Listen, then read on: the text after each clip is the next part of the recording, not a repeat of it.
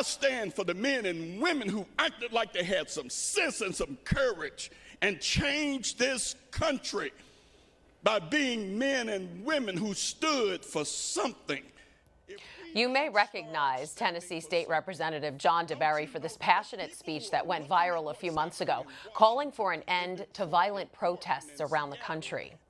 But now he is defending his stance on life. The lifelong Christian who represents Memphis believes he was removed from the Democratic ballot for the 2020 election by the party's executive committee because of his pro-life stance. Despite this, he says it won't stop him from running as an independent. Representative DeBerry joins us now, and you've been reelected for office 13 consecutive times.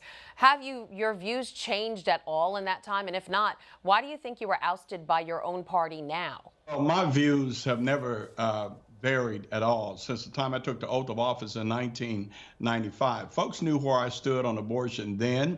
It was a contentious issue even 26 years ago. And I spoke very clearly and plainly and succinctly about what I believe. The same thing my father and mother taught me. My mother protested against abortion in the late 60s before it was approved in 73. My father protested against it as part of the civil rights movement of that day. And I have spoken against it, preached against it, stood against it my entire adult life. So my views didn't change. It is tragic and disturbing that the Democratic Party has moved in a direction to where they cannot tolerate what I believe and thousands of others believe when it comes to this issue, to the extent that they say that the tent is too small and we are unwelcome under the tent of the Democratic Party. Yeah, you were one of several Democrats to send a letter to the platform committee of the Democratic National Convention urging them to change the abortion language in the party's platform. So do you think the party is excluding pro-lifers? Oh, absolutely.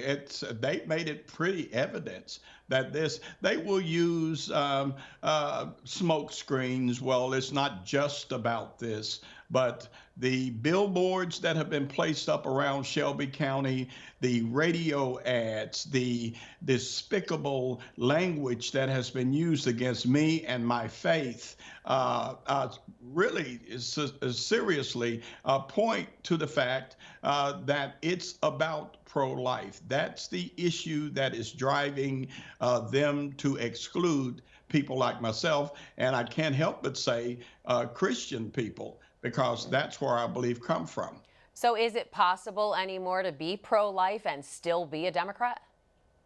Well, there is an organization that has most certainly supported me. It's called Democrats for Life. I was glad to hear from them after this, because it let me know that there are people who are willing to put their party affiliation on the line in order to stand for life. I think that what's at test right now is whether or not the party bosses and the party elite from Washington and Nashville and other large cities around the country are going to open their eyes and ears to those of us who say we will not sacrifice our beliefs just to have a D behind our names. That's not the most important thing. The most important thing is to protect the life of the unborn, to stand for those who can't stand for themselves, and speak for those who, because of their place of residency, they reside in the womb of their mothers, which ought to be the safest place on earth for a child.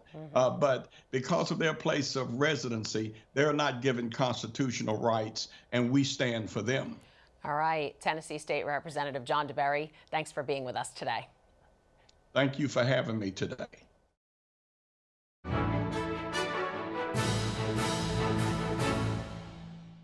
If you're watching Currents News on YouTube, be sure to hit the subscribe button and then click on the bell to get instant updates about all of our newest content, because we are putting your faith in the news.